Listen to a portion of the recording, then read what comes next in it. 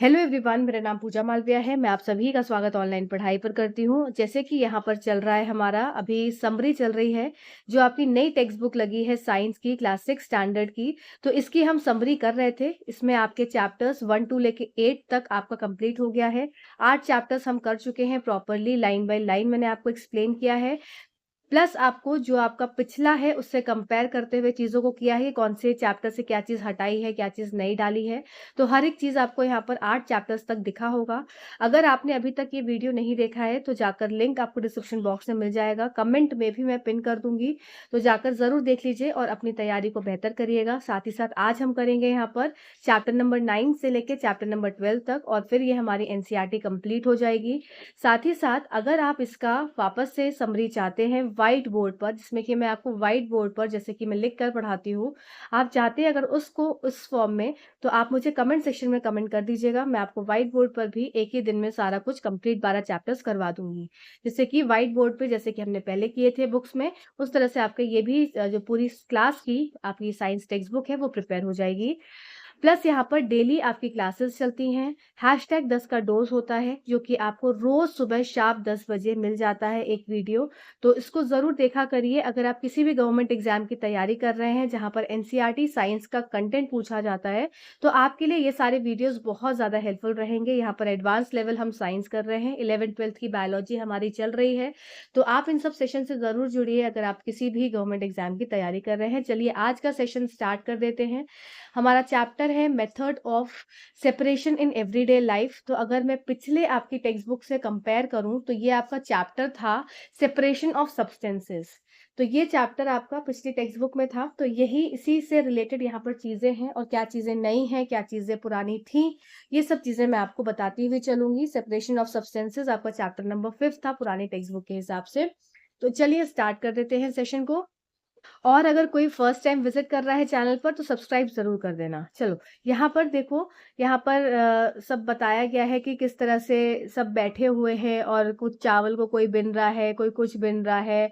ठीक है, तो यहाँ पर सिंपल ये बताया गया है कि नानी मैटरनल घर पे गए हरियाणा में और वहाँ पर बहुत ज़्यादा मतलब लार्ज फील्ड्स हैं, बहुत खेत खलियान है और जहाँ पर बहुत सारे ग्रेन्स को क्या है वो निकाल कर कोर्टयार्ड में यहाँ पर इन्होंने रखा हुआ है। और जो मामा हैं, उन मैटरनल अंकल जो मामा बोलते हैं, उनके कम्युनिटी के मेंबर्स जो हैं वो लगे हुए हैं इसमें क्या करने, स्मॉल स्टोन्स और हस्क को ग्रेन से अलग करने में हाथ की मदद से। तो ये मेथड कौन सा हो गया, ये आपका हैंड पिकिंग मेथड हो गया, या फिर इसको आप क्या बोल सकते हैं, हस्त चयन मेथड। तो ये हस्त चयन मेथड की विधि के अनुसार ये क्या कर रहे हैं, सब मिलकर जो अनाज है उसको भूसे और उसके कंकड़ से अलग कर रहे हैं। तो फिर ये सब चीज करते करते यहाँ पर ये समझ में आया कि अगर कोई भी ऐसा मेथड जिसमें कि एक मिक्सचर है हमारे पास, ठीक है, और इस मिक्सचर से हमको हाथ के द्वारा कोई चीज को उठाना है, पिक करना है, तो उस विधि को क्या बोलते हैं, हैंड पिकिंग बोलते हैं। जहां पर भी हाथ से इसका इस्तेमाल हुआ और उसको उठाना है तो हैंड पिकिंग मेथड आपका ये कहलाता है। अब यहाँ पे क्या बताया, जैसे कि एक और इम्पोर्टेंट लाइन है यहाँ पे, आप इसको मार्क करेंगे कि इफ द पार्टिकल्स कि it is done on the basis of differences in size, colour and shape of the particles. मतलब कि किस तरीके का शेप है, जैसे कंकड़ है अलग से दिख रहा है, ठीक है, भूसा है अलग से दिख रहा है पीला पीला। तो ये आपका हो जाता है कि ये कन्वीनियंट मेथड कब होता है, जब आप इजीली कोई भी चीज को पिक कर पाते हैं, उठा पाते हैं, तो ये आपकी विधि क्या हो जाती है, आसान हो जाती है। इसी जगह पे दिखाया गया है कि तो बच्चे बैठे हुए हैं और ये अपना अपना खाना बना रहे हैं, नानी ने इनको खाना परोसा है, तो माली और वाली जो है खाना खा रहे हैं दोनों बैठ के, और इन्होंने पुलाव खा रहे हैं यहाँ बैठकर। तो जो नानी ऑब्जर्व करती है कि माली जो है वो क्या कर रहा है, वो ये यहाँ पर ये आपको ब्लैक पेपर्स को अलग कर दे रहा है पुलाव से। तो ये क्या हो गया, तो ये जो वाली है वो माली को क्या बोल रही है कि अरे वाह, तुम तो हैंड पिकिंग मेथड का इस्तेमाल कर रहे हो। तो यही सिंपल बताया गया है। फिर क्या है, जब बच्चे जाते हैं मामा के साथ फील्ड पर विजिट करते हैं तो देखते हैं कि कोई जो ये आपका इस तरह से बंडल्स बना है, किसका, ये इस तरह से पूरा बंडल बना हुआ है और इससे क्या है, वीट निकल रहा है। मतलब इस बंडल पे यहाँ पर वीट लगे हुए हैं, यहाँ पर जस्ट अ सेकेंड, यहाँ पर वीट लगे हुए हैं और इस बंडल को जब पीटा जा रहा है तो क्या है, वीट जो है वो नीचे गिर जा रहे हैं। तो यही यहाँ पर है कि जो स्टॉक्स हैं ये इनको क्या है, सुखा दिया जाता है पहले, किसमें, धूप में, और धूप में सूखने के बाद इस तरह से ये बंडल बना दिया जाता है और फिर क्या करते हैं, इसको लोग पीटते हैं जिससे कि जो हस्क है जो वो अलग हो जाता है और जो ग्रेन्स हैं वो अलग गिर जाते हैं। ठीक है, तो इस विधि को क्या बोलते हैं, इस विधि को थ्रेशिंग बोलते हैं। बहुत इंपॉर्टेंट है, कई बार एग्जाम से पूछा गया है कि beating of the stocks to separate the grains. Stock को मारना, पीटना, स्टॉक मतलब ये डंठल जो है पूरा, जिससे कि जो ग्रेन है, अनाज है, वो अलग हो जाए, इस विधि को बोलते हैं थ्रेशिंग। ठीक है, चलिए अब आगे बढ़ते हैं। अब इसके बाद आपको पढ़ना है, नेक्स्ट एक्टिविटी है ये आपका सूप वाली, बैम्बो ट्रे वाली एक्टिविटी। ये इसमें सूप होता है, ये ट्रेडिशनल जो बैम्बो ट्रे हम बोलते हैं, अभी इंग्लिश में इसको सूप बोलते हैं। तो it is use to separate heavier and lighter components of a mixture. तो जहां पर हैवी और लाइट कंपोनेंट्स का सेपरेशन है, उसमें क्या है, सूप वाली विधि को अपनाया जाता है। और यहाँ पर एक लाइन इंपॉर्टेंट है, the farmer is moving the bamboo tray which contains threshed wheat grains in the direction of air और विंड। ठीक है, तो मतलब ये डायरेक्शन में जिस डायरेक्शन में, दिशा में हवा बह रही होगी, उस दिशा में जो हस्क है ये निकलकर चला जाएगा। इसी विधि का इस्तेमाल करने में एक विनोइंग एक प्रक्रिया होती है जिसमें कि सूप का इस्तेमाल किया जाता है। तो इस तरीके से सूप को इस तरह से हिलाया जाता है और इससे जो ग्रेन है वो भारी होता है, वो नीचे गिर जाता है, और जो हस्क होता है वो लाइट होता है, मतलब जो भूसा होता है वो हवा के साथ क्या है, उड़कर आगे जाकर गिर जाता है। ठीक है, तो ये ग्रेन क्या हो गया, ये अलग हो गया, और इसमें से भूसा क्या हो गया, ये अलग हो गया। तो ये आपकी हो जाती है विनोइंग। नाम से ही क्लियर है, विनोइंग मतलब कि ऐसी प्रक्रिया जहां पर ग्रेन्स जो अनाज है उनको हस्क से अलग, भूसे से अलग करने के लिए हवा का इस्तेमाल हो रहा हो, और किसमें करते हैं, सूप के अंदर हम ये विधि को करते हैं। ठीक है, तो ये आपका लाइन है कि this method of separating heavier and lighter components of a mixture by wind और by blowing air is known as winnowing. ठीक, अब देखिए यहाँ पर टेक्नोलॉजिकल डेवलपमेंट जो है, वो टेक्नोलॉजी मतलब हर चीज जो पहले क्या था, ट्रेडिशनल मेथड के तरीके से की जाती थी, अब क्या है, उसको टेक्नोलॉजी के हिसाब से करा जाता है, जिससे कि टाइम कम लगे और चीजें क्या हो जाए, जल्दी हो जाए और अच्छी तरीके से हो जाए। तो यहाँ पर क्या है कि इन ऐसी मशीन जहां पर थ्रेशिंग की विधि होती है, तो इन मशीन का नाम रखा गया थ्रेशर्स। और थ्रेशर्स में क्या होता है कि विनोइंग और थ्रेशिंग दोनों क्या है, एक साथ हो सकती है। तो ये क्या हो गया, ये आपका टेक्नोलॉजिकल डेवलपमेंट हो गया। अब नेक्स्ट विधि क्या यहाँ पर बताई है, ये सारी विधियां आपकी सेम जैसे कि आपने पहले पढ़ी थी उस तरीके से है। ठीक है, तो सीविंग, सीविंग क्या है, जैसे कि हम ये इस तरह से यहाँ पर आटा को चाला जा रहा है। आटा को चालने से जो बड़ा बड़ा कंकड़ है, भूसा है या घुन है, ये ऊपर ही रह जाएगा और जो आटा है वो नीचे आ जाएगा। तो allows the fine flow particles to pass through the hole of the sieve as shown in the figure. The bigger particles such as bran and small stones remain on the sieve. अब next यहाँ पर बताया है कि नमक के बारे में, कि नमक कहाँ सर आता है, जो कि हमारा कॉमन सॉल्ट है, ये हम कहाँ से प्राप्त करते हैं। तो ये कैसे होता है, जैसे कि ये आपका हो गया सी। तो सी में क्या है, आपका जो पानी पड़ा है उसमें नमक भी है, और नमक के साथ साथ अन्य अन्य जो सब्सटेंसेस है वो भी प्रेजेंट होते हैं।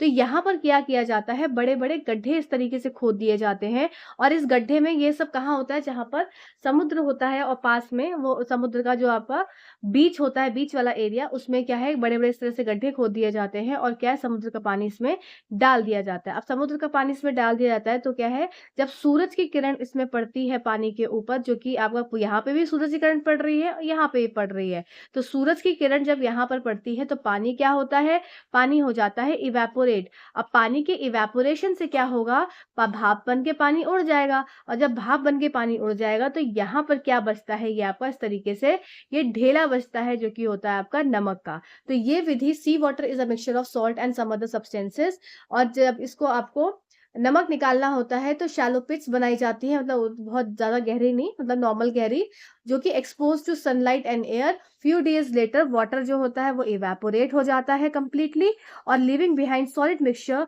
Common salt is then obtain from this mixture by further purification. तो आपको कॉमन सॉल्ट मिल जाता है, जिसमें कि कॉमन सॉल्ट क्या है, mixture of salt and other substances, तो उसको प्यूरिफिकेशन के जरिए इसको निकाल लिया जाता है। ठीक, तो ये चलिए अब इसके बाद हम देखते हैं। अब यहाँ पर क्या बताया है, यहाँ पर आपको जैसे आप ये देख सकते हैं कि ये आपकी चाइना डिश है, इसके अंदर पानी है और पानी में पड़ा पड़ा हुआ है नमक, और यहाँ से क्या है, यहाँ से फ्लेम जल रही है। तो फ्लेम के जलने से क्या होगा, पानी उड़ जाएगा, इवेपोरेट हो जाएगा, और नीचे क्या बैठ जाएगा, ये आपका नमक यहाँ पर बैठा हुआ आपको नजर आएगा। ठीक है? तो यही सेम चीज़ है, इसमें कुछ ऐसा बहुत ज़्यादा ख़ास नहीं है। अब आइए देखते हैं डिकैंटेशन की विधि। डिकैंटेशन की विधि और आपकी हो गई फ़िल्टर, एक हो जाती है सेडिमेंटेशन। तो 2 वर्ड होते हैं डिकैंटेशन और सेडिमेंटेशन।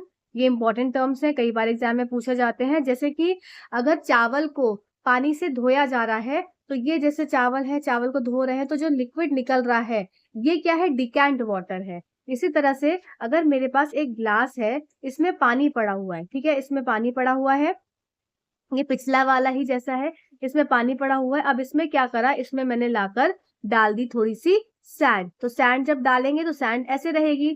फिर सैंड की दूसरी पोज़ीशन क्या हो जाएगी, जब मैं इसको थोड़ी देर के लिए रख दूँगी, तो क्या हो जाएगा, जो सैंड है, वो नीचे बैठ जाएगी पानी में, कुछ इस तरीके से बैठ जाएगी और ऊपर क्या रह जाएगा, ऊपर पानी-पानी रह जाएगा। तो यहाँ पर हो गया पानी और नीचे बैठ गई सैंड। अब जब मैं इसको क्या करूँगी, जब मैं इसको उल्टा करूँगी, थोड़ा-सा निकालूँगी, पानी उलटूँगी, तो जब मैं पानी उलट रही हूँ तो कुछ इस तरीके से यहाँ से मेरा पानी जो है वो निकल रहा है बाहर। जब मैं इसको पलट रही हूँ, निकाल रही हूँ, ठीक है? तो यहाँ से पानी क्या हो रहा है, निकलता चला जा रहा है, इस तरीके से निकल रहा है और नीचे क्या है बचा हुआ है, नीचे मेरे पास बचा हुआ है यहाँ पर सैंड। तो ये प्रक्रिया जहाँ पर सैंड क्या रह गई, बैठी रह गई और पानी को हम निकाल पा रहे हैं ईज़िली, इस विधि को कह देते हैं, ये हो गया आपका सेडिमेंटेशन। सेडिमेंटेशन मतलब कि जो चीज़ है वो नीचे बैठ गई, सेडिमेंट हो गई। और ये क्या हो गया, ये आपका डिकैंट लिक्विड हो गया। डिकैंट लिक्विड मतलब कि ये चीज़ क्या हो गई, आपकी डिकैंटेशन वाली विधि हो गई। तो ये कौन-सा विधि हो गई, ये अवसादन की विधि हो गई और ये कौन-सी विधि हो गई, निस्तारण हो गया, जो कि डिकैंटेशन कहलाता है, ठीक है? चलो आगे बढ़ते हैं। अब ये फ़िल्ट्रेशन, अब फ़िल्ट्रेशन क्या होता है, जैसे चाय में से चाय पत्ती को छानना, ये क्या हो गया, फ़िल्ट्रेशन की विधि हो गई, सिंपल सी है। ठीक है? आइए नेक्स्ट देखिए कि इन्होंने क्या किया, फ़िल्टर पेपर बना लिया इस तरीके से, तो ऐसा कुछ ख़ास इसमें नहीं है, वही चीज़ है। इसके बाद अब नेक्स्ट विधि आपको पढ़नी है चर्निंग की। चर्निंग जैसे कि मथानी से मथना और मथानी से मथ कर बटर को और बटर मिल्क को अलग कर देना। यहाँ पर देख सकते हैं किस तरह से यहाँ पर बटर मिल्क को और बटर को अलग किया जा रहा है मथने की विधि से। तो मथने से क्या हो जाता है, इस तरह से स्टीयरिंग होती है और जो लाइटर कंपोनेंट होता है जिसको बटर बोलते हैं वो ऊपर रह जाता है और हेवियर कंपोनेंट जो बटर मिल्क है वो नीचे रह जाता है। ठीक है? तो ये मतलब सिंपल है, इसमें ऐसा कुछ नहीं है। फिर नेक्स्ट विधि दिखाई गई है इसमें मैग्नेटिक सेपरेशन। मैग्नेटिक सेपरेशन जो होते हैं, जैसे कि जो कबाड़ उठाने वाले लोग होते हैं वो कई बार इस्तेमाल करते हैं। उनके स्टिक के आगे, ये उनकी वुडन की स्टिक है मान लीजिए, तो इस वुडन के स्टिक के आगे क्या लगा होता है, इस तरह से मैग्नेट लगा होता है। अब जहाँ-जहाँ वो इस स्टिक को लेकर जाते हैं और जहाँ पे भी आयरन से रिलेटेड, आयरन, निकल, कोबाल्ट ऐसा कुछ रिलेटेड कुछ सब्सटेंसेस होते हैं, आयरन होता है, तो वो क्या करता है, वो उसमें स्टिक हो जाता है, तो ये मैग्नेटिक सेपरेशन हो जाता है। ठीक है? अब इसके बाद आपको पढ़ना है, जैसे देख सकते हैं मैग्नेटिक सेपरेशन जो कि एक लार्ज स्केल पर हो रहा है, जिसमें किस तरह से सारा जो स्क्रैप में से जो आयरन है उसको निकाल लिया जा रहा है। तो ये बहुत अच्छी विधि होती है और ईज़िली इसमें से काम किया भी जा सकता है। ठीक है? तो बस इसमें इतना ही था। पिछली वाली किताब लास्ट वाली जो आपकी बुक थी, पुरानी बुक, उसमें आपको इसमें कंडेंसेशन की विधि भी बताई गई थी इसी चैप्टर में, प्लस आपको एक चीज़ और इसमें बताई थी, जस्ट अ सेकंड, मुझे रिकॉल आ रहा है, जस्ट अ सेकंड। हाँ, इसमें बताया था आपको सैचुरेटेड और अनसैचुरेटेड सॉल्यूशंस, तो वो हो सकता हो आगे किसी चैप्टर्स में इन्होंने इंक्लूड करा हो। तो इस चैप्टर में इतना ही था। चलिए आगे नेक्स्ट चैप्टर अब हम देखते हैं। चलिए तो नेक्स्ट चैप्टर करते हैं, chapter number 10, living creatures exploring there characteristics. तो ये जो चैप्टर है आपका, ये बेसिकली चैप्टर मतलब हँसोगे आप लोग भी सुन के, लिविंग और नॉन लिविंग के ऊपर है, living and non living things.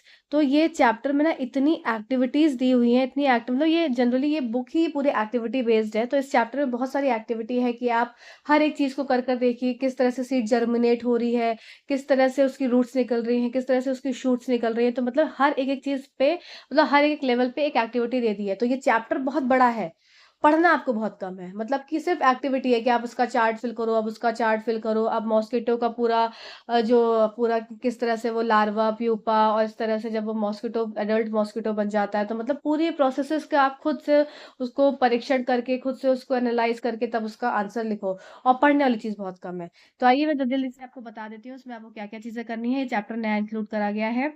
तो हम ये देखेंगे कि यहाँ पर ये बच्चे हैं दोनों, मम्मी-पापा हैं इनके, तो ये क्या कर रहा है, ये ये शेल्स को देख रहा है और शेल्स को देख रहा है कि मम्मी देखो ये शेल्स है और ये देखो शेल्स है, अब इसके अंदर कोई ये हिल कैसे रहा है, और पर ये तो क्या है, ये तो मतलब चल भी नहीं पा रहा है, एक कह रहा है ये हिल रहा है, तो ये बता रही है कि अरे इसके अंदर क्या होता है ना, एक जीवित जानवर होता है वो चलता है। फिर क्या है आगे, फिर इसमें बताया गया है कि अब ये अगर बताना हो किसी बच्चे को कि कोई भी चीज़ लिविंग है या कोई भी चीज़ नॉन लिविंग है, तो ये किस तरीके से बता सकते हैं? क्या ये सिर्फ देखकर बता सकते हैं या और भी कोई तरीके होते हैं कि डिफरेंशिएट करने में लिविंग और नॉन लिविंग के बीच में? तो पहला चीज़ क्या हो जाता है कि उसका मूवमेंट, कि अगर कोई चीज़ हिल रही है, तो वो लिविंग है और कोई चीज़ नहीं हिल रही है तो वो नॉन लिविंग है। तो यहाँ पर एक बात क्रिएट होती है, कंट्रोवर्सी क्रिएट होती है कि हाँ, ये बात ठीक है कि लिविंग नॉन लिविंग के लिए मूवमेंट का होना ज़रूरी है, पर जो पौधे हैं, वो तो एक जगह पे स्थिर होते हैं, तो इसका मतलब वो नॉन लिविंग है कि लिविंग है? तो यहीं पे जवाब दिया जाता है कि जैसे ओपनिंग ऑफ अ फ्लावर है, तो ये क्या है? ये एक तरह से मूवमेंट है जो कि फ्लावर अपने अंदर शो कर रहा है। ओपनिंग ऑफ अ फ्लावर, ये मूवमेंट है एक तरह का, किसका? फ्लावर्स का। इसी तरह से ये ड्रोसेरा प्लांट है, ये ड्रोसेरा प्लांट क्या है? इंसेक्ट्स को खाता है खुद का न्यूट्रिशन लेने के लिए, तो ये एक तरह से इंसेक्टिवोरस प्लांट है। इसी जगह पे आपका पिचर प्लांट भी जो होता है वो जंगनुमा स्ट्रक्चर का होता है इस तरीके से। तो ये भी क्या होता है, ये भी क्या करता है, ये भी अपने अंदर, यहाँ पर ये लिड लगी होती है, इस पे कोई इंसेक्ट आकर बैठता है, तो वो क्या करता है, इसमें सिर्फ ड्रोसेरा का नाम लिया हुआ है, इसमें आपका ये जो पिचर प्लांट है इसका नाम नहीं लिया है। तो इसमें कुछ इस तरह से हेयर्स प्रेजेंट होते हैं, जैसे ये इंसेक्ट जो बैठता है तो ये लिड क्लोज हो जाती है, ये इंसेक्ट इस हेयर्स के माध्यम से नीचे आ जाता है। ठीक है, तो ये यहाँ पर जो बताया गया है कि इस तरीके की गतिविधि एक पौधे के द्वारा, ये भी तो एक तरह का मूवमेंट है। तो इसका मतलब कि प्लांट्स अगर एक स्थिर पोजीशन पे है, फिक्स पोजीशन पे है, पर फिर भी वो मूवमेंट कर रहे हैं, तो वो कैसे हो गए? वो भी हो गए हमारे लिविंग क्रिएचर्स। ठीक है, इसके साथ साथ यहाँ पर बताया गया है कि जो पौधा है ये क्लाइंब भी तो करता है, तो एक तरह से वो भी क्या है? अपना मूवमेंट दिखा रहा है। ठीक है, फिर यहाँ पर ये बताया गया है कि प्लांट्स और अदर लिविंग बीइंग्स जो होते हैं ये ग्रो करते हैं, तो ये ग्रो करना भी क्या है? एक लिविंग क्रिएचर की तरफ लेकर जाता है, जिसमें कि उनको अपनी न्यूट्रिशन रिक्वायरमेंट को फुलफिल करना है और बहुत तरीकों से अपनी न्यूट्रिशन को वो लेते हैं। ठीक है, तो लिविंग और नॉन लिविंग में डिफरेंशिएशन है, वही बात है। रेस्पिरेशन की विधि भी प्लांट्स भी करते हैं, ह्यूमंस भी करते हैं, एनिमल्स भी करते हैं, तो वही है, प्लांट्स इंस्पायर कर रहे हैं, ह्यूमंस कर रहे हैं। तो इसीलिए बोला गया कि सभी जो जीवित जीव होते हैं वो क्या करते हैं? वो अपनी श्वसन की क्रिया करते हैं, साथ साथ एक्सक्रीशन भी करते हैं सभी लोग, यूरिन का फॉर्मेशन करना, फिर वाटर ड्रॉपलेट्स ऑन ग्रास, तो ये सब क्या होगा? ये सब एक्सक्रीशन की विधि हो गई। ठीक है, अब यहाँ पर क्या है, एक और चीज है कि स्टिमुलस का टच, तो स्टिमुलस के ऊपर मतलब एक उद्दीपक आया और उसकी वजह से क्या है, किसी प्लांट ने अपना मूवमेंट दिखाया। फॉर एग्जाम्पल छुई में का पौधा है, जैसे ही उसको छूते हैं, ये हो गया टच मी नॉट, तो जैसे ही इसको टच मी नॉट करते हैं तो ये कैसे लीफ जो होती हैं वो सिकुड़ जाती हैं, वापस अपना एकदम ऐसे बंद हो जाती हैं। ठीक है, तो टच मी नॉट का एग्जाम्पल हो गया, एक तरह से ये रिस्पॉन्ड करती है किसी एक बाहरी उद्दीपक पर, तो रिस्पॉन्ड टू स्टिमुलाई हो जाते हैं ये चीज। ठीक, इसी तरह से रिप्रोडक्शन, कोई भी जीव अगर रिप्रोड्यूस कर रहा है, अपने यंग वंस को प्रोड्यूस कर रहा है, या एक सीड से पौधा बन रहा है, पौधे में फिर से फ्रूट डेवलप हो रहा है, फ्रूट में सीड आ रहा है, सीड मतलब एक तरह से लाइफ साइकिल है पूरी प्लांट की, तो वो भी क्या है? वो भी आपका लिविंग क्रिएचर के अंदर आता है। अब कोई चीज अगर मर गई है तो इसका मतलब ना वो रिस्पायर करेगी, ना वो ये कोई भी क्रियाएं करेगी, ना वो ग्रोथ करेगी, तो वो नॉन लिविंग बीइंग हो जाती है। ठीक है, तो all living beings have a common characteristics, कि सबके पास क्या होता है? मूवमेंट करते हैं, फिर they need food, they grow, तो ये सब क्या हो जाते हैं? ये सब लिविंग बीइंग्स के अंतर्गत बातें चीजें आ जाती हैं। ठीक, चलो आइए, तो ये इजी था ना कुछ ऐसा। तो आइए अब यहाँ पर ना एक एक्सपेरिमेंट दिया गया है, जिसमें कि यहाँ पर आप देख रहे होंगे कि पॉट्स दिए हैं, 4 तरीके के पॉट है। पॉट ए हो गया, ये बी हो गया, ये सी हो गया और ये डी हो गया। तो इस पॉट में क्या है कि आपको यहाँ पर देख रहे हैं पानी है प्रेजेंट। ठीक, पॉट ए में पानी नहीं, अच्छा नो वाटर, तो यहाँ पर पानी नहीं है, मिट्टी कैसी है? सूखी है, पर यहाँ पर सनलाइट है। यहाँ पर पॉट बी में क्या है? ये डायरेक्ट सनलाइट में है, पर इसमें क्या है? पानी बहुत ज्यादा है। इस वाले केस में ये मॉइस्ट सॉइल है, पर ये डार्क में है। और तीसरे वाले केस में कि ये मॉइस्ट सॉइल है, पर ये डायरेक्ट सनलाइट के कॉन्टैक्ट में है। ठीक है, तो इसमें ये बताया गया है कि कौन से ऐसे मतलब क्या क्या चीजों की आवश्यकता होती है, कौन सी ऐसी कंडीशंस होती हैं जो कि एक सीड को जर्मिनेट करने में मदद करती है। अब सीड का जर्मिनेशन का मतलब क्या होता है कि एक सीड जो है, वो सीड, ये आपकी जैसे इस तरीके से सीड है, तो ये क्या करे? ये स्प्राउट्स में कन्वर्ट हो, तो जैसे ही वो स्प्राउट्स में कन्वर्ट होती है तो वो एक तरह से सीड का जर्मिनेशन कहलाता है। तो यहाँ पर ये एक्टिविटी दी है कि हर एक चीज़ जो कि वहाँ पर आपको लिखी थी यही लिखा है कि add excess of water in soil, फिर keep soil in pot slightly moist by adding moderate water in a dark location.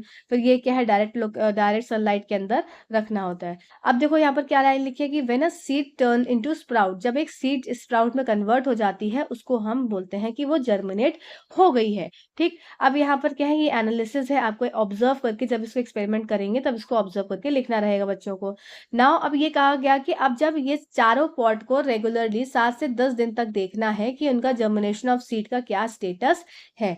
ठीक है, तो यहाँ पर ये समझ में आया कि germination of bean seeds require right conditions और right amount of water and air. तो यहाँ पर जो भी सीड को अगर जर्मिनेट करना है तो उसके लिए क्या क्या आवश्यकता हो सकती है, पानी एक सही मात्रा में हो, साथ साथ हवा भी उसमें सही मात्रा में हो। अब हवा से सही मात्रा में क्या अंतर समझ में है कि अगर यहाँ पर पानी बहुत ज़्यादा होगा, बहुत ज़्यादा पानी होगा, तो सारे के सारे सॉइल पार्टिकल्स क्या हो गए होंगे, एकदम कॉम्पैक्ट हो गए होंगे, पास में आ गए होंगे। अब इसकी वजह से क्या होगा, जो इसमें स्पेसेस हैं एयर के, ये क्या हो जाएंगे, कम हो जाएंगे, पानी बहुत ज़्यादा वाटर लॉगिंग हो जाएगी। इसी जगह पर अगर कम पानी होगा, मॉइस्ट सॉइल होगी, तो उसमें प्रॉपर स्पेसेस होंगे पार्टिकल्स के बीच में सॉइल के, तो सीड जर्मिनेशन अच्छी तरीके से हो जाएगा। अब यहाँ पर देखो, यहाँ पर डायग्राम है कि जर्मिनेटेड सीड है, ये एम्ब्रियो है और ये क्या है, इसका सीड का कवर है।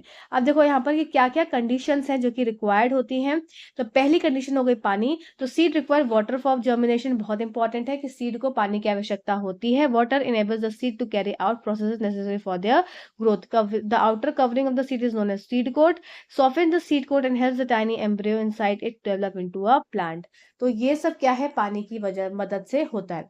अब यहाँ पर एयर और सॉइल का क्या बोला गया है कि seeds need air for germination, air की आवश्यकता होती है, और moreover the space between the soil particles allow roots to grow easily. अब जैसे ही उसमें स्पेस अच्छा खासा रहेगा तो रूट्स इजिली ग्रो हो पाएंगे। अब यहाँ पर लाइट और डार्क का क्या कॉन्सेप्ट है, जो सीड्स होती हैं generally they do not require light, उनको लाइट की इतनी आवश्यकता नहीं होती। क्यों? क्योंकि वो ऑलरेडी मिट्टी के अंदर है, तो वो क्या होती है, वो मिट्टी के अंदर रहती है।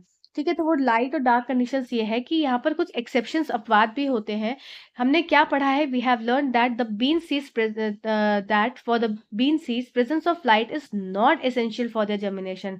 मतलब कि लाइट की आवश्यकता बीन सीड्स के लिए नहीं होती, but most seeds do not require light for germination. Most seeds मतलब बहुत ज़्यादा जो सीड्स होती हैं उनको जर्मिनेशन के लिए सनलाइट की आवश्यकता नहीं होती। बट आफ्टर जर्मिनेशन, ये बहुत इंपॉर्टेंट है कि ये आफ्टर जर्मिनेशन मतलब कि जब वो जर्मिनेट कर जाती हैं सीड्स, जब वो स्प्राउट में फूट जाती हैं, तब उनको सनलाइट की रिक्वायरमेंट होती है आगे की प्रकाश संश्लेषण की प्रक्रिया, मतलब आगे के बहुत सारे प्रोसेसेस के लिए, ग्रोथ के लिए इसको जरूरत होती है लाइट की। ठीक है, अब यहाँ पर क्या है, ये बहुत इंपॉर्टेंट है, इसलिए मैंने वेरी इंपॉर्टेंट पहले ही लगा दिया है कि some seeds of flowering plants like coleus petunia requires light to germinate. बहुत इंपॉर्टेंट है, एनसीईआरटी में ये नया ये सब चीजें ऐड करी गई हैं, तो आपसे पूरी संभावना है पूछने की। ठीक है, एनसीईआरटी के लाइंस, एनसीईआरटी एग्जांपल्स बहुत इंपॉर्टेंट होते हैं। तो coleus and petunia requires light to germinate, covering these seeds with soil inhibit their sprouting. ठीक है, ये नहीं कर पाते sprouting properly. Seeds of flowering plants like calendula and zinnia need darkness to germinate, these seeds should be cover with sufficient soil. तो ये important है, इसको एज सच याद कर लेना कि किसको जरूरत होती है, किसको नहीं होती है। ठीक है, similarly plants too need favourable conditions and nutrients for proper growth and development. ठीक है, चलो अब growth and movement in plant में क्या है कि आपको दिखाना है किस तरह से एक प्लांट ग्रो करता है। देखो अब यहाँ पर क्या है, यहाँ पर जस्ट अ सेकेंड, अब इस वाली एक्टिविटी में वापस से एक एक्टिविटी दी गई है आपको, और इसमें ये बताया गया है कि growth and movement in plant, मतलब कि अगर मेरे पास एक ये कंटेनर है, इसमें मैंने क्या किया, इसमें मैंने जो मेरी सीड जर्मिनेट हो गई थी, अब सीड जर्मिनेट हो गई तो इसमें क्या था, इसमें यहाँ पे निकल गया मेरा शूट, और इधर नीचे से निकल गई क्या मेरी रूट। रूट को किस कलर से दिखाओ, मान लो यहाँ से निकल गई मेरी रूट। ठीक है, तो अब अगर मैं इसको सनलाइट के प्रेजेंस में रखूंगी, यहाँ पर आ रही है सनलाइट, तो यहाँ से सनलाइट अगर आ रही है तो प्रॉपरली क्या होगा, ये ग्रो करेगी। तो शूट हमेशा ऊपर की तरफ ग्रो करेगा और रूट हमेशा नीचे की तरफ ग्रो करेगा। अगर फॉर एग्जाम्पल मैंने इसको उल्टा कर दिया, अब उल्टा कर दिया इसका मतलब कि जार को उल्टा कर दिया, वही वैसे ही मेरे पास सीड थी, तो ये जो इसका हिस्सा था क्या, इसका जो रूट वाला हिस्सा था, ये रूट वाला हिस्सा ऊपर चला गया और जो शूट वाला हिस्सा था वो नीचे आ गया। ठीक है, ये मेरी पत्ती हो गई, ये मेरी, मैंने इस तरह से इसको क्या कर दिया, उल्टा कर दिया। अब यहाँ पर वापस से क्या है, सनलाइट पड़ रही है, तो सनलाइट के पड़ने से क्या होगा, इसके ऊपर सनलाइट जा रही है, तो ये जो यहाँ पर आपको दिख रहा है हरा हरा, जो ये पौधा है ये बेंड हो जाएगा और ये इस दिशा में ऊपर की तरफ ग्रो होने लगेगा। और यहाँ पे जो ये जड़ है ये इस तरह से बेंड हो जाएगी और नीचे की तरफ ग्रो होने लगेगी। तो इससे ये समझ में आता है कि रूट्स हमेशा जो है वो ग्रो करती है नीचे की तरफ, और शूट्स जो है वो हमेशा ग्रो करते हैं ऊपर की तरफ। ठीक है, चाहे किसी भी कंडीशन में आप रखेंगे, हमेशा इस तरह की विधि देखने को मिलेगी। अब यहाँ पर देखेंगे जो मैंने आपको समझाया। यहाँ पर पहले वाले केस में क्या लिखा देखा गया है कि जब ग्लास जार को अपराइट पोजीशन पे रखा है, मतलब यहाँ पर सीधे, इसको सीधे पोजीशन पे रखा है, और इसमें क्या कर दिया, इसको उल्टा कर दिया। ठीक है, इसको जार को उल्टा कर दिया। और इसमें क्या है, इस वाले केस में क्या है, इसमें एक छोटे से छेद से यहाँ से इसको मिल रही है धूप। यहाँ पर क्या है, पूरी हर जगह से धूप मिल रही है इन दोनों केसेस में। इसमें क्या, छोटी सी जगह पे धूप मिल रही है, तो जिस जगह से धूप मिलेगी वो उधर की तरफ उसकी टहनी बेंड हो जाएगी। यहाँ पर ये देखिए, अब इसका रिजल्ट देखिए कि जो आपका पहला वाला केस था उसमें ये जो लीव्स हैं वो हमेशा ऊपर जा रही हैं, और जो जड़ है वो हमेशा कहाँ आ रही है, वो नीचे की तरफ आ रही है। दूसरे केस में जब इसको उल्टा कर दिया, ये क्या हो गया, ये उल्टा हो गया। उल्टा हो गया तो क्या हो गया, इस तरीके से ये बेंड हो गई ये, और ये ऊपर की तरफ ही जा रही है। और रूट्स कैसे बेंड हो गई, इस तरीके से बेंड हो गई और नीचे की तरफ आ रही है। और यहाँ पर लाइट की तरफ क्या हो गई, ये इसकी जो तना है वो उसका बेंड हो गया, इस तरह से इसको मूवमेंट होगा। तो जब यहाँ पर कंडीशंस क्या हो गई, एक्सपेरिमेंट से हमें रिजल्ट क्या मिला कि प्लांट जब अपराइट पोजीशन पे था तो root grows downwards and shoot grows upward. ठीक है, जब वो सीधा था, जब प्लांट को क्या कर दिया, इन्वर्ट कर दिया, the root bends and grows downward, नीचे की तरफ बेंड होकर करने लगी, और शूट बेंड हो गया और grows upward. When plants get sunlight only from one direction, the shoot grows in the direction light where while the roots continue to grow downwards. मतलब कि शूट क्या था, शूट ने अपनी दिशा को बदल लिया, पर जो रूट्स थी वो नीचे की तरफ ही ग्रो होती रही। अब यहाँ पर जगदीश चंद्र बोस एक साइंटिस्ट है, उनके बारे में बताया है, ये भी नए हैं। ये इन्होंने क्या किया था, एक मशीन बनाई थी, क्रेस्कोग्राफ मशीन बनाई थी, to record how plants respond to stimuli like light, heat, electricity and gravity. Direct questions आते हैं एग्जाम में एनसीईआरटी लाइंस के, तो एनसीईआरटी जो नई वाली है उसके आपको डायरेक्ट क्वेश्चंस आपको याद करने पड़ेंगे। तो क्रेस्कोग्राफ के बारे में क्या है, it is used to record how plants respond to stimuli like light, heat, electricity and gravity. ठीक है, चलो अब आ जाओ, life cycle of a plant बहुत आसान है, कुछ इतना कठिन नहीं है।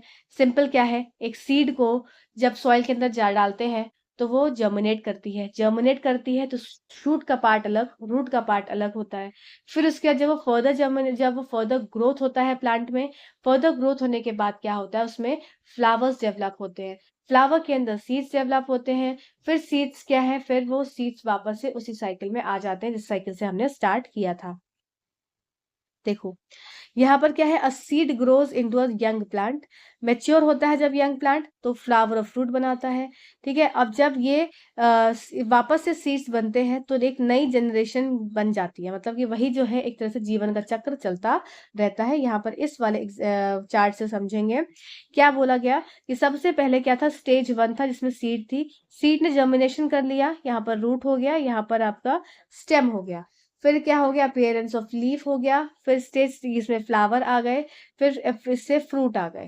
फ्रूट आने के बाद यहाँ पर क्या हो गया, इसमें जो देख सकते हैं ये बीज है, तो यहाँ पर जो सीड आए तो सीड से वापस से क्या हो गया, सीड वही बीज हो गया, फिर चौथी स्टेज में आ गए। तो ये क्या होता है, एक तरह से लाइफ साइकिल ऑफ अ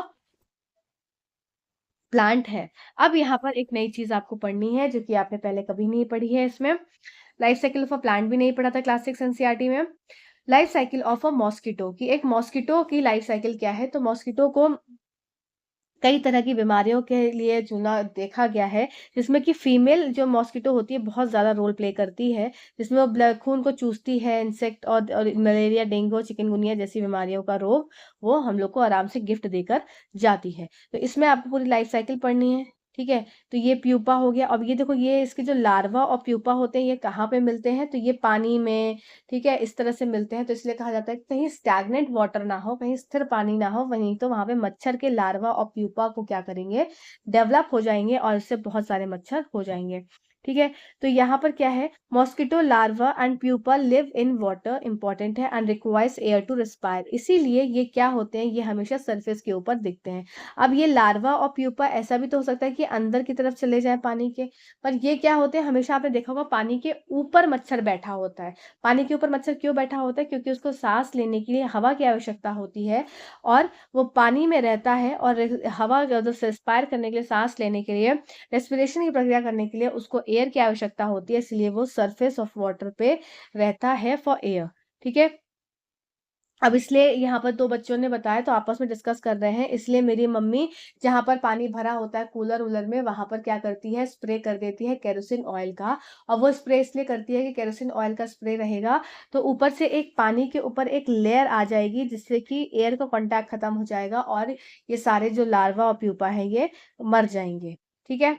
तो ये यहाँ पर था। इसके बाद यहाँ पर आपको पढ़ना है, स्टेजेस पढ़नी है। और देखो ये बहुत इंपॉर्टेंट है, अगर आप सीटेट का एग्जाम देने जा रहे हो तो सीटेट के लिए बहुत ज्यादा इंपॉर्टेंट हो जाएगा। क्यों हो जाएगा, क्योंकि आपको ना डायरेक्ट स्टेजेस पूछेंगे कि सबसे पहली स्टेज कौन सी होती है, तो एग रिलीज आउट होता है मच्छर के द्वारा, फिर वो एग क्या है, लार्वा स्टेज में कन्वर्ट होता है, फिर वो प्यूपा स्टेज में कन्वर्ट होता है, और फिर वो मॉस्किटो में, एडल्ट मॉस्किटो में कन्वर्ट हो जाता है। ये इंपॉर्टेंट है आप सभी के लिए जो भी सीटेट का एग्जाम दे रहे हैं, कि इसमें क्या है ना, आपसे लाइन्स पूछते हैं। फिर mosquito pass through 4 stages in life cycle, जिसको एग, लार्वा, प्यूपा और एडल्ट बोलते हैं, ELPA। ठीक है। The adult mosquito that emerges from the pupa rests briefly on the surface of water and then flies away. The adult mosquito may survive for 10 to 15 days. The egg develop into larva. जो egg है larva में develop होता है, larva grows into pupa and the pupa transform into adult mosquito. तो ये क्या हो जाती है, ये साइकिल, लाइफ साइकिल हो जाती है किसकी, मॉस्किटो की। ठीक है। चलिए आइए अब देख लेते हैं life cycle of a frog. इसमें सिंपल ये बताया है कि जो बच्चे हैं उनको लेके गया गया है एक साइट विजिट पे, जिसमें कि शैलो पॉन्ड को दिखाया जा रहा है कि किस तरह से पॉन्ड में क्रिएचर्स रहते हैं, और लाइफ साइकिल ऑफ फ्रॉग की बात की जा रही है, तो फ्रॉग के बारे में ही दिखाया जाएगा। अब बच्चे देखते हैं कि बहुत दूर पर क्या है, जिस पॉन्ड में कुछ डिस्टर्बेंस सा दिखाई दे रहा है, और कुछ क्या है, क्लस्टर सा, जली लाइक क्लस्टर है, कुछ इस तरीके से पूरा जेल जेल सा पड़ा हुआ है कहीं पे, और ऐसा लग रहा है कोई जेल पड़ा हुआ है। और ये जेल आपको कहाँ देखने को मिला है, ये जेल आपको पॉन्ड में देखने को मिला है इस तरीके से। तो फिर ये नोट करते हैं कि this jelly like substances actually cluster of egg. तो ये क्या है, क्लस्टर मतलब बहुत सारे एग एक साथ इकट्ठा होकर इस तरीके से पड़े हैं।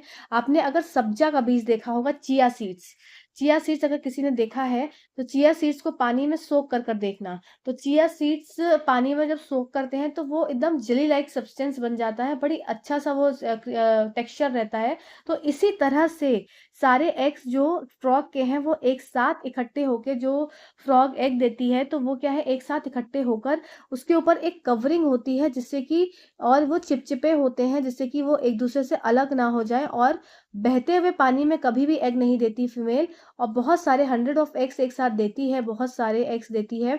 और इसको ये क्या है, ऐसा कोटिंग सी प्रेजेंट होती है जिससे कि सारे एग एक साथ प्रेजेंट हों। ठीक है। फिर उसी में जाकर इस तरह से जो मेल के स्पर्म्स आकर अटैच होते हैं। तो इस तरीके से यहाँ पर क्लस्टर ऑफ एग्स जो है वो फ्रॉग के, इसको नाम दिया गया स्वैम, SPAWN। ये स्वैम पहले इसका नाम नहीं, पहले वाली एनसीईआरटी बुक में नहीं दिया था, इस वाली एनसीईआरटी बुक में नया ये वर्ड टर्म यूज किया गया है, स्पैम, स्वैम। ठीक है। तो ये टर्म यहाँ पर बहुत इंपॉर्टेंट है। अब देखो यहाँ पर क्या स्टेजेस दी गई हैं, कि ये आप यहाँ पर समझ सकते हैं कि सबसे पहले ये, तो यहाँ पर क्या है, एग जो ले हुआ, फिर एग से क्या हो गया, यहाँ पर ABCDEF ये सब सब गलत सलत दिया हुआ है। आप इधर को, इसको यहाँ से देखेंगे, ये इंपॉर्टेंट है। गलत सलत क्या दिया है, मतलब ये एक्टिविटी टाइप से दिया हुआ है। आप सबसे इंपॉर्टेंटली यहाँ पर सबसे पहले ये डायग्राम समझेंगे। क्या है ये diagram, life cycle of a frog में, कि ये हो गई स्वैम की एज स्टेज, जिसमें कि स्टेज 1 जो कि डे 1 है, यहाँ पर सारे एग्स एक साथ इकट्ठा क्लस्टर के फॉर्म में हो गए। फिर ये डे 3 और 4 में क्या होता है, ये एम्ब्रियो में कन्वर्ट हो जाते हैं। फिर स्टेज 2 में क्या होता है, स्टेज 1B हो गया ये, फिर 2A हो गया, जिसमें टैडपोल बनता है, ये टैडपोल हो गया, और इसमें टेल आ जाती है। यहाँ पर टैडपोल भी है, टेल भी है, और लेग भी है, और यहाँ पे फ्रॉगलेट होता है। तो ये जो सारे टर्म्स है ना, टैडपोल तो आपने सुना होगा, फ्रॉगलेट ये टर्म नया है, स्वैम टर्म नया है। ठीक है। और tadpole with tail, tadpole with legs, ये सब टर्म पहले नहीं यूज करे गए थे। पहले सिंपल क्या था बताया था, पहले आपको अगर मैं बताऊँ पहले की चीज़ों का, तो पहले आपको ये बताया था पिछली वाली जो टेक्स्ट बुक थी, उसमें कि आपका जो ये पॉन्ड होता है, उसमें जहाँ पर फ्रॉग अपने अंडे देती है और फ्रॉग कन्वर्ट होती है, मतलब एक एडल्ट फ्रॉग में बनती है जब अंडे से, तो इसमें क्या-क्या चीज़ों की रिक्वायरमेंट होती है। तो उसमें क्या था कि उसमें आयोडीन प्रेज़ेंट होना चाहिए, ठीक है, उसके पानी में। फिर आपका थायरॉक्सिन एक हार्मोन प्रेज़ेंट होना चाहिए। तो इन सब बातों के बारे में पहली वाली एनसीईआरटी बताती थी। ठीक है, ये मेन चीज़ बताती थी। फिर ये बताती थी कि वो जो पानी होना चाहिए, वो स्थिर पानी होना चाहिए, ज़्यादा मूवमेंट वाला पानी नहीं होना चाहिए, ये भी इम्पोर्टेंट चीज़ थी बताने वाली।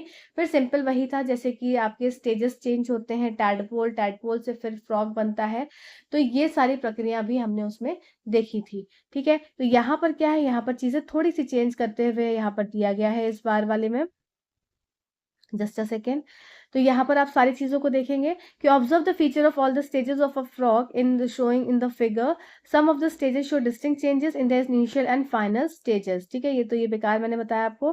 फिर यहाँ पर देखो, some of the stages have been clubbed together, for example stage and F. आपको क्या देखना है कि life cycle of a frog, the egg stage. तो एग स्टेज आपकी ये वाली स्टेज हो गई, एग स्टेज। जिसके बाद क्या है, एम्ब्रियो स्टेज आती है। फिर टैडपोल स्टेज आ जाती है, जिसमें टैडपोल में एक में टेल आएगी और एक में क्या आ जाएगा, लेग आएगा। ठीक है, फिर फ्रॉगलेट स्टेज होती है, जो कि जस्ट फ्रॉग बनने से पहले वाली स्टेज है। मेटामॉर्फोसिस वगैरह के बारे में नहीं बताया है इस वाले बुक में, जिसमें रूपांतरण होता है आपका। ठीक है, तो यहाँ पर अब जो लास्ट में आपको रेड रेड से दिख रहा है कि tadpoles develop leg but still have tails. Tail help them to swim in water, grow gradually, and start looking like a little frog called froglets. ठीक है, they still live in water but begin to spend some of the time on land. They are fully developed adult frogs living both in water and land.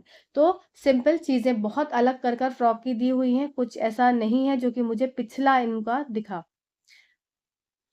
ठीक है, तो यहीं पे ये आपका chapter अब फिर से खत्म होता है। चलिए, जो 2 बचे चैप्टर्स हैं उसको जल्दी-जल्दी से खत्म कर लेते हैं। चलिए, तो अब चैप्टर नंबर 11 को स्टार्ट करते हैं, नेचर्स ट्रेजर। तो इस चैप्टर में आपको एयर के बारे में पढ़ना है, वाटर के बारे में पढ़ना है, वाटर पोल्यूशन के बारे में पढ़ना है, किस तरह से विंड मिल्स का इस्तेमाल करके डिफरेंट डिफरेंट चीज़ों को, मतलब as a source of energy होती है। तो ये सारी चीज़ें आपको इसमें पढ़नी है। तो चलिए, आइए स्टार्ट कर देते हैं। तो ये काफ़ी चैप्टर्स का एक तरह से मिश्रण है ये चैप्टर। तो देख लेते हैं, सिंपल सिंपल चीज़ है कि मतलब बच्चों को बता रहे हैं, सूर्य और भूमि 2 बच्चे हैं, तो उनकी अज्जी उनको हर चीज़ें समझा रही है कि किस तरह से एक प्योर एयर है, उसके अंदर क्या होती है, रिफ्रेशिंग एयर होती है। और जो सॉइल होती है, अगर जो गाँव की अगर मैं बात करूँ, तो वो सॉइल क्या होती है, काफ़ी फर्टाइल होती है, क्योंकि उसमें ह्यूमन एक्टिविटीज़, जो ह्यूमन की वजह से जो पॉपुलेशन होता है वो सब नहीं होता है। पॉल्यूशन, सॉरी, पॉपुलेशन नहीं, पॉल्यूशन। तो पॉल्यूशन नहीं होता है, तो सॉइल बहुत फर्टाइल होती है, जो कि सपोर्ट करती है बहुत ज़्यादा लाइफ को। ठीक, फिर बस यही सब बताया है इसमें। फिर next, just a second, next यहाँ पर है, देखो कि अजी एक्सप्लेन कर रही है कि importance of air around us, कि हमारे चारों तरफ जो हवा है वो कितनी इंपॉर्टेंट है। जब वो अजी यहाँ पर पेड़ के नीचे बैठ के सुबह के टाइम पर क्या कर रही है, ब्रीथिंग एक्सरसाइज कर रही है, और बच्चों को भी अपने साथ लेकर बैठा के करा रही है, और ये इंपॉर्टेंस बता रही है कि जो ब्रीथिंग इन और ब्रीथिंग आउट वाली एक्सरसाइज है वो कितनी इंपॉर्टेंट है हेल्दी रहने के लिए। तो इसके लिए जो हवा है वो भी बहुत ज़्यादा प्योर होनी चाहिए। तो ये इसके बारे में यहाँ पर बताया गया है। फिर बताया गया कि the air which we breathe has the oxygen, जो जिस हवा का हम इस्तेमाल करते हैं, जो हम सांस में लेते हैं, वो ऑक्सीजन होती है। जो कि सब मतलब सिंपल चीज़ें हैं जो बताई गई हैं, और ऑक्सीजन हमें सर्वाइवल के लिए बहुत ज़्यादा ज़रूरी होती है। हमारे खाने को पचाने के, मतलब खाने की जो ऊर्जा का जो स्रोत होता है, खाना जब यूटिलाइज़ करते हैं, जब खाने का यूटिलाइज़ेशन होता है, जो ग्लूकोज़ हमने खाया, जो glucose as a source of food हमने लिया, तो उसका यूटिलाइज़ेशन भी, जो कि रेस्पिरेशन की प्रक्रिया होती है, तो उसमें भी क्या है, ऑक्सीजन की रिक्वायरमेंट होती है। तो ये सारी चीज़ों में ऑक्सीजन की ज़रूरत है, बताया गया है। We can survive without food, कि हम खाने के बिना तो रह सकते हैं, पानी के बिना रह सकते हैं, पर हम ऑक्सीजन के बिना एक मतलब फ्यू मिनट्स भी नहीं रह सकते। किसी-किसी की होल्डिंग कैपेसिटी होती है, पर इतनी ज़्यादा नहीं होती। इसीलिए बताया गया कि जो एयर है ये अर्थ पे हमारे बहुत मिक्सचर ऑफ गैसेस से बनी हुई है, जिसमें कि आपको ये याद रखना है चार्ट, जो कि आप हमेशा याद भी रखते हैं। क्या है, nitrogen, oxygen, argon, carbon dioxide and other gases, ये composition of air as such आपसे पूछा जाता है। ठीक है, चलिए आगे बढ़ते हैं। आगे क्या है कि मूविंग एयर, जो चलती हुई हवा है उसको विंड बोलते हैं। ठीक है, जो चलती हुई हवा विंड है, तो विंड या तो स्टॉर्म के फॉर्म में आएगी या फिर विंड ब्रीज के फॉर्म में आएगी। अगर एक धीमी धीमी सी एकदम प्यारी सी हवा चल रही है तो उसको ब्रीज बोलते हैं, और ऐसी हवा जो कि बहुत तूफानी है, तोड़फोड़ मचा रही है, तो उसको स्टॉर्म बोलते हैं। ठीक है, ये सब बच्चों को समझाया जा रहा है। फिर बच्चों को फिरकी बनाना बताया गया, किस तरह से आप फिरकी बनाते हैं, और जिस दिशा में आप चल रहे हैं तो फिरकी क्या है, इस तरह से नाचती है हवा की दिशा में, इस तरह से। ठीक है, तो इसी का इस्तेमाल करके विंड मिल्स को बनाया गया कि the working of windmill is similar to that of फिरकी। फिरकी की तरह ही विंड मिल्स भी काम करते हैं, और विंड रोटेट करता है विंग को, फिर विंड मिल की। तो wind mills can be use to run flour mills to pull up water from well and to generate the electricity. और विंड मिल का इस्तेमाल करके हम कितनी तरह की एनर्जीज को बना सकते हैं, ये यहाँ पर समझाया गया है। फिर यहाँ पर इंपॉर्टेंट है आपके लिए कि मुप्पंडल विंड फार्म जो तमिलनाडु में है, Jaisalmer wind park in Rajasthan, फिर आप Brahmanvel wind park in Maharashtra are some of the leading windmill farms in our country. तो ये इंपॉर्टेंट है, लाइंस आपके पूछी जाती हैं, तो एज सच आप इसको याद करेंगे। नई नई चीजें इंट्रोड्यूस करी हैं इस बार। अब यहाँ पर फिर बता, हमारा एयर खत्म हो गया, विंड, हमारा विंड और विंड मिल्स उन्होंने खत्म कर दिया। अब यहाँ पर बता रहे हैं पानी की इंपॉर्टेंस, कि पानी हमारे लिए कितना ज्यादा जरूरी है। पानी हमारे पास है तो बहुत ज्यादा, पर वो सी वाटर है, वो खारा पानी है, उस पानी को तो ना हम पी सकते हैं, ना हम किसी चीजों में इस्तेमाल कर सकते हैं। तो पानी जो हमारे पास, जो शुद्ध पानी है, जो हमारा पानी ऐसा ड्रिंकिंग वाटर है, तो वो वाटर पानी का कितना कम है, ये सब यहाँ पर बताया गया है। किस तरह से हम पानी को बचा सकते हैं, ये भी यहाँ पर विधि बताई गई है। चलिए आइए देख लेते हैं। तो यहाँ पर क्या है कि water covers about 2/3 of the earth surface, कि पानी हमारा 2/3 हिस्सा तो कवर करता है। ठीक है, most of the water is found in ocean and seas, पर जो ज्यादातर पानी है वो ओशन और सीज में देखा जाता है, जो कि खारा पानी है। तो इसीलिए ह्यूमन एक्टिविटीज के लिए, ह्यूमन के सर्वाइवल के लिए, या किसी भी ऑर्गेनिज्म के सर्वाइवल के लिए फ्रेश वाटर की आवश्यकता होती है, जो कि कम होता है। कहाँ से मिलता है, ice cap, polar ice region से मिलता है, आइस कैप से मिलता है, शीट से मिलता है, स्नो, रिवर, लेक्स, यहाँ से ये पानी, जो स्वच्छ पानी होता है, ये प्राप्त होता है, जो कि हम पी सकते हैं। ठीक है, फिर यहाँ पर बताया कि वेस्ट जो है होम से या इंडस्ट्रीज के जो पॉल्यूशन होते हैं, पॉल्यूटेड वाटर होता है, ये अगर जब पानी में चला जाता है तो ये वाटर पॉल्यूशन कॉज करता है, जो कि हमारे पानी के लिए, साथ साथ हमारे जो सॉइल है उसके लिए बहुत ज्यादा हानिकारक हो जाता है। अब यहाँ पर एक विधि बताई गई है, वाटर हार्वेस्टिंग विधि। ये आपके ईवीएस के पोर्शन में रहा करती थी पहले, अब ये इन्होंने इंक्लूड कर दिया है आपका इधर। तो ईवीएस वाले पोर्शन में क्लास 5th स्टैंडर्ड की बुक में थी ये, अभी यहाँ पर इंक्लूड किया है इन्होंने। तो इसमें क्या है, स्टेप वेल और बाउलीज, तो आपने ईवीएस वाले पार्ट में पढ़ा होगा, वही सेम चीज है कि जो रेन वाटर हार्वेस्टिंग सिस्टम होता है, तो किस तरीके से यहाँ पर देखो, यहाँ पर बारिश हो रही है, किस तरह से यहाँ पर पानी कलेक्ट हो रहा है। पानी के कलेक्ट होने से क्या हो, यहाँ से इस तरह से पाइप लगाए गए हैं, और इसको एक वेल टाइप की बना दी जाती है, जो बाहरी एरिया है वहां पर ये पानी कलेक्ट हो जाता है। तो इस तरीके से रेन वाटर हार्वेस्टिंग होती है। और अगर पुराने समय में देखा जाए तो बावड़ी, और आपका ये हो जाता है एक और जो हो गया वाव, तो बावड़ी आपका राजस्थान में, और वाव आपका गुजरात में। तो ये सब तरीके होते हैं जहाँ पर पानी की कमी होती है, तो उसमें पानी को स्टोर करने के, तो इस तरीके से यहाँ पर बावड़ी बनाई जाती है, जो कि पानी यहाँ पर आपका लेक और पॉन्ड से भी लेकर आती है, और रिवर से भी लेकर आती है, और रेन वाटर भी इसमें आकर गिरता है। ठीक है, तो वर्ल्ड वाटर डे जो है वो सेलिब्रेट करा जाता है, इंपॉर्टेंट है, दिया है तो बिल्कुल आने की उम्मीद रहती है। ये आपका 22 मार्च को ये मनाया जाता है। ठीक है, अब एनर्जी फ्रॉम सन, अब जो सूर्य की जो सोलर एनर्जी है उसका इस्तेमाल कितनी जगह पर होता है, जैसे कि प्रकाश संश्लेषण की विधि हो तो वो भी सूर्य की एनर्जी पर ही डिपेंडेंट है, अगर सूर्य नहीं होगा तो प्रकाश संश्लेषण की विधि नहीं हो पाती है। ठीक है, तो इसी जगह पे कि जो हीट का इस्तेमाल कई जगह पर होता है, और ये हीट अगर कहाँ से मिल रही है, सन से मिल रही है, जिसे कपड़ा सुखाना, प्रकाश संश्लेषण की विधि होना। ठीक है, फिर यहाँ पर कि ये जो ये देख रहे हैं, काउ इज ईटिंग ग्रास, तो grass leaves need sunlight to grow. अब ये ग्रास ग्रो ही नहीं होगी, सनलाइट नहीं होगी प्रॉपर, तो क्या ये खा नहीं पाएगी, इसको एनर्जी नहीं मिलेगी। तो इन टर्न क्या है, एक दूसरे पे सब चीजें क्या होती है, निर्भर होती हैं। Sunlight helps plants to prepare their food, plants अपना भोजन बनाते हैं। Sun also provides all living beings on the earth with heat and light. ठीक है, तो ये चीज़ यहाँ पर आपने देखी। अब देखते हैं क्या फॉरेस्ट, तो यहाँ पर बताया गया है कि फॉरेस्ट जो है वो हमारे वन्य जो जीव हैं उनके लिए कितने ज़्यादा उपयोगी होते हैं, और वो अपना जो रहन-सहन है, जो अपना रहना है, वो अपना फॉरेस्ट के अंदर जो एनिमल्स हैं वो सेफ अपने आप को महसूस करते हैं। आजकल सुना है कि जो कई जानवर हैं वो जंगल से बाहर आपको नॉर्मल एरियाज़ में देखने को मिलते हैं। वो ऐसा क्यों होता है? क्योंकि जब फॉरेस्ट एरिया कवर उनका कम हो गया। अब जब वो फॉरेस्ट एरिया कवर कम है तो वो बाहर निकल कर आने लगे, और वो कम क्यों हो गया? क्योंकि ह्यूमन एक्टिविटीज़ बढ़ गई। तो यही सब चीज़ें यहाँ पर बताई गई हैं। कुछ इसमें ऐसा कुछ ज़्यादा नहीं है जो आपने नहीं पढ़ा है। जैसे यहाँ पर सेम चीज़ें मैंने बताया, forest are the natural home for many of the wild life including bird and insects. Forest provide food shelter and to them, तो ये क्या करता है? फूड शेल्टर देता है। इसके लिए इसी फॉरेस्ट को बचाने के लिए कि ज़्यादा से ज़्यादा पौधे लगाए जाएँ, ज़्यादा से ज़्यादा वन को सुरक्षित किया जाए। वन महोत्सव वीक मनाया जाता है, जो कि आपका पूरा का पूरा जुलाई के महीने में चलता है, फर्स्ट वीक ऑफ जुलाई में रहता है। और ये फॉरेस्ट का फेस्टिवल होता है, जिसमें कि नए ट्रीज़ को और नए प्लांट्स को प्लांट किया जाता है, और ये अवेयरनेस बढ़ाई जाती है कि हमारा मकसद क्या है, फॉरेस्ट को, हमारे जो जंगल है या हमारे जो पेड़-पौधे हैं, इनको बचाना, ठीक है? The aim of the event is to increase the green cover, मतलब कि ग्रीनरी को बढ़ाना, एक तरह से ग्रीन शेड बना देना। ग्रीन शेड से मतलब होता है, हमेशा ग्रीन शेड बोलते हैं इसको, कि मतलब हमारे आस-पास जो वातावरण रहे, जो हमारे को रंग जो देखने को मिले, वो हर जगह हरा-हरा हरियाली दिखे, ठीक है? तो इसी को महोत्सव बोला जाता है। अब यहाँ पर क्या है कि एक लेडीज़ देखा है आपने, चिपको मूवमेंट देखा होगा, तो चिपको मूवमेंट में क्या था कि ये बोल रही थी लेडीज़ यहाँ पर स्टक होकर कि हमें काट दो, तब जाकर हमारे वन को काटना। तो चिपको मूवमेंट कहाँ पे स्टार्ट हुआ था? ये अर्ली 1970s का है। उत्तराखंड में ये हुआ था, जिसमें लोकल वुमेन एक्टिवली पार्टिसिपेट होकर इन्होंने इसको पकड़ लिया था पेड़ को, और बोला था कि ये पहले हम गिरेंगे तब जाकर हमारे वृक्ष गिरेंगे। तो ये बहुत इंपॉर्टेंट है। फिर बात आ जाती है roots of a plant hold on to the soil and prevent it from being washed. अब यहाँ पर बात होती है कि बच्चे आगे समझते हैं, चीज़ों को नोट करते हैं, तो उन्हें समझ में आता है कि हाँ, प्लांट्स के बारे में हो गया, सब हो गया।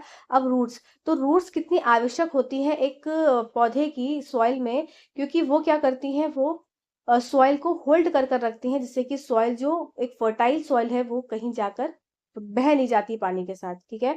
तो इसीलिए जो सॉइल को एक न्यूट्रिएंट प्रोवाइड करना, मतलब न्यूट्रिशियस सॉइल बनाकर रखना, उसके लिए रूट्स का होना कितना अनिवार्य है। तो ये सब चीज़ यहाँ पर बताई गई है, ठीक है? आइए अब देख लेते हैं सॉइल, रॉक्स एंड मिनरल्स के बारे में। ये इसमें नया ऐड किया गया है। चलिए आइए देख लेते हैं।